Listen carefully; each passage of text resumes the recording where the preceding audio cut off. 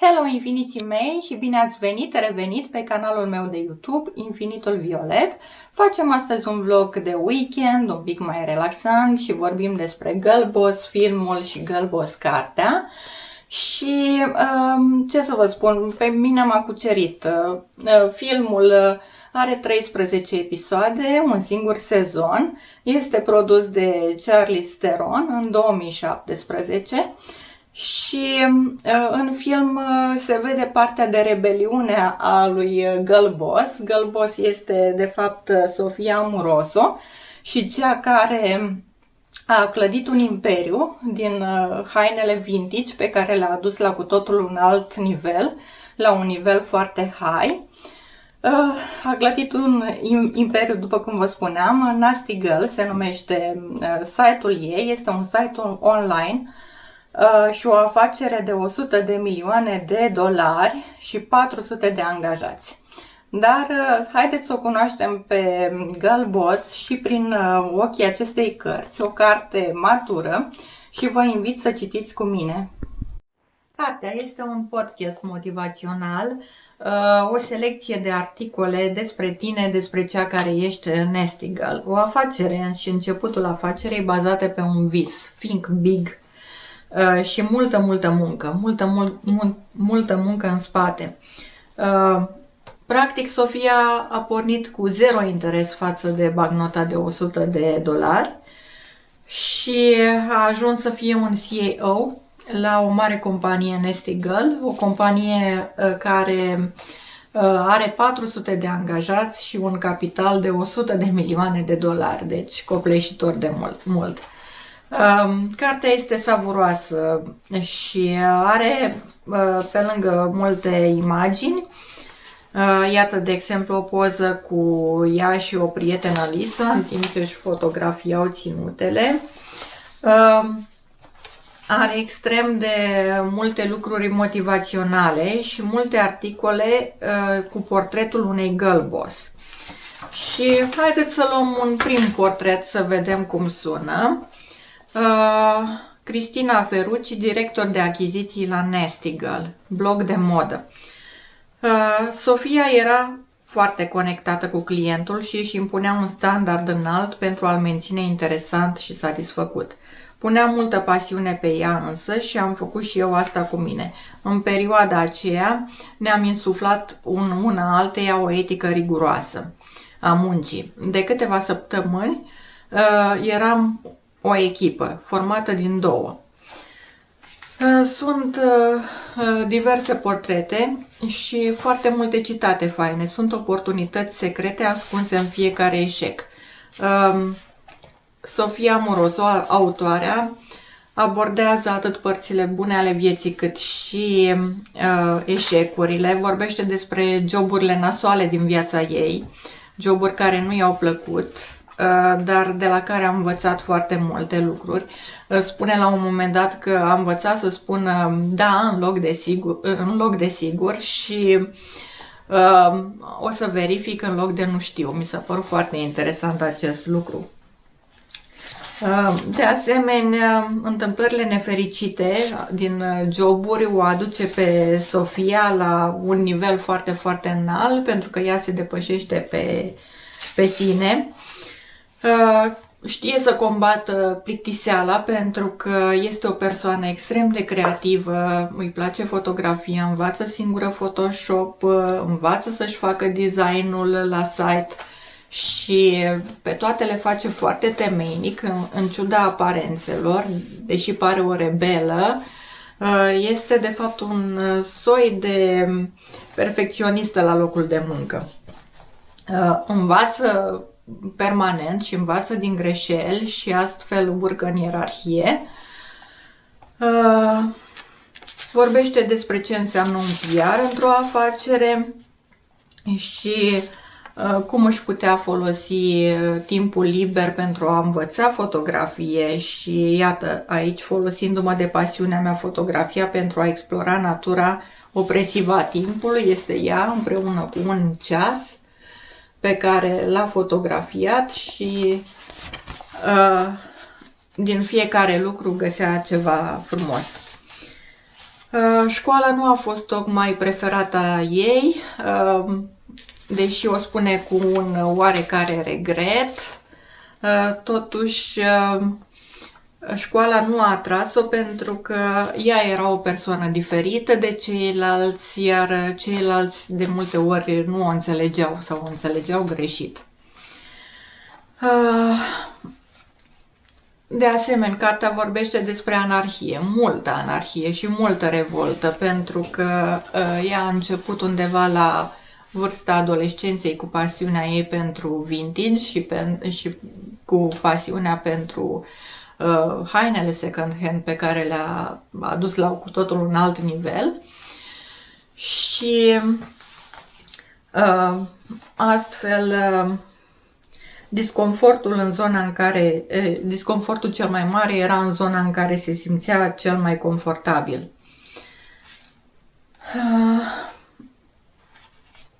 Când îți privești posesiunile drept embleme ale muncii tale asidue, acestea moștenesc o semnificație care depășește obiectul în sine.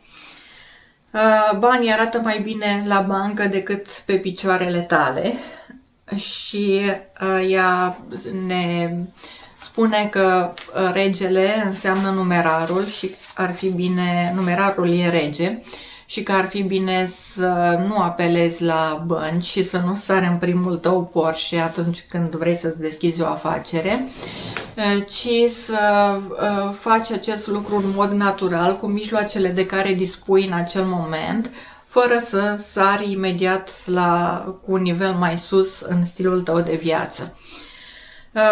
Banii sunt o garanție că vom avea un viitor și ceea ce ne și dorim. Deși nu avem nevoie de nimic acum, îți asigură posibilitatea de a satisface o nouă dorință atunci când apare, spunea Aristotel. De asemenea, foarte motivațional,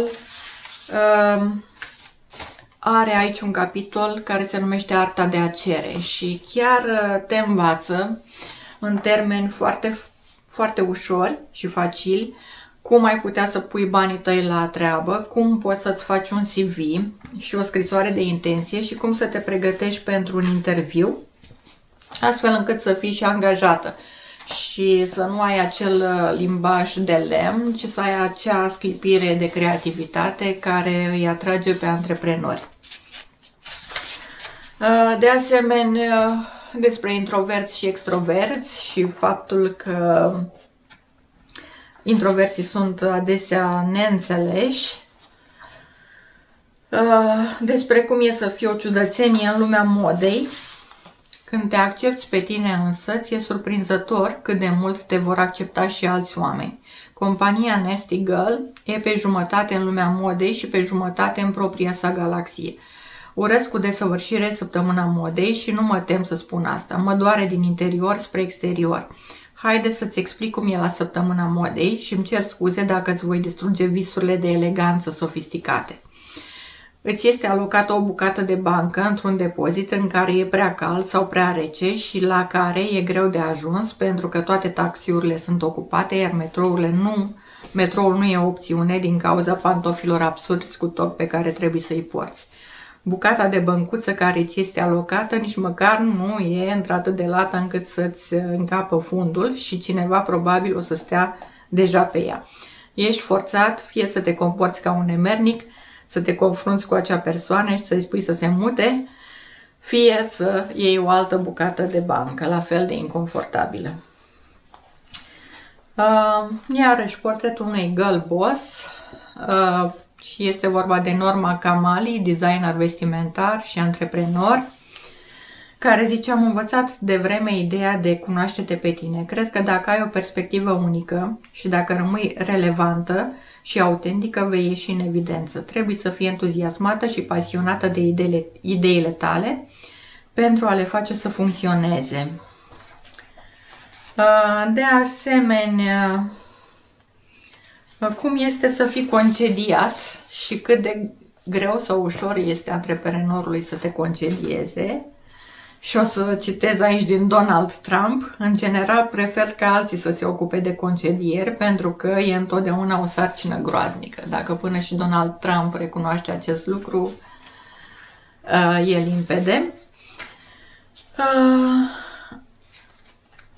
Și iată și o listă de lucruri pe care să nu le faci dacă ești concediat. Să nu faci pe nimeni nemernic sau nemernică, să nu ameninți că vei intra într-un proces, să nu încerci să-i convingi pe foștii colegi să-ți țină partea, să nu începi să te plângi sau să vorbești de rău despre companie și fostul șef, să folosești persoana care te-a concediat ca referință înainte de a o întreba în prealabil dacă e în regulă, să atragi atenția asupra ta la plecare, să arăți cu degetul, să nu-ți pui părinții să sune. Bun. Și cum să ai grijă de afacerile tale și de faptul că antreprenorialismul este un cuvânt cu 19 litere. Toți oamenii sunt antreprenori, nu pentru că ar trebui să-și înființeze companii, ci pentru că dorința de a crea este codată în ADN-ul uman. Este citat la un moment dat și Steve Jobs și de faptul că cel mai bun lucru a fost că a fost concediat de la Apple.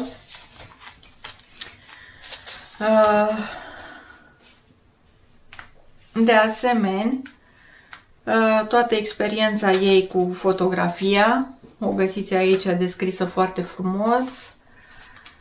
Și iată și cum arăta în adolescență, o fotografie făcută tot de ea în Abercrombie. Abercrombie este o firmă de haine mai oarecum vintage la ora actuală.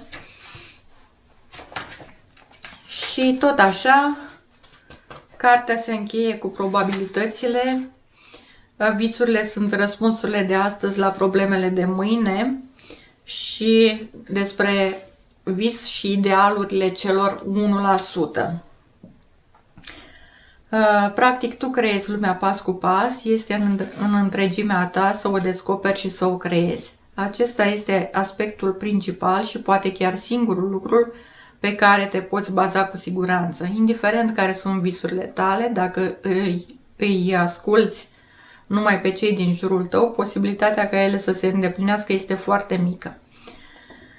Poți să le ai pe toate și nimic nu vine ușor. Vei face sacrificii și compromisuri, vei fi dezamăgită și vei fi dezamăgit. Și tu și pe alții. Și vei dezamăgi și pe alții. Vei eșua și o vei lua de la capăt. Vei înfrânge niște inimi, vei purta niște nume și le vei învăța să le ridici și să mergi mai departe, locul în care propria ta inimă se frânge. Și orice girl boss face ca acest timp, adică timpul ei, să fie memorabil. Uită-te în sus, uită-te în jur, iar dacă nu găsești ceva care să te inspire, atunci probabil că nu te uiți suficient de atent. Mari antreprenori sunt ca Indiana Jones. Fac salturi înainte să vadă podul, pentru că știu că dacă nu fac asta, altcineva o să ajungă la acest sfânt graal. Acel sfânt graal este al tău și trebuie doar să-l iei. Fetele girl boss cuceresc lumea. Fii girl boss. Așadar, o carte savuroasă pe care vă propun spre lectură. Până data viitoare, be happy, be bright, be you. Mulțumesc pentru vizionare, mulțumesc celor, suntem 100 de abonați. Mă bucur foarte mult de această cifră, pentru mine este ceva rotund și să mergem înainte cu 200, 300 și la cât mai mult.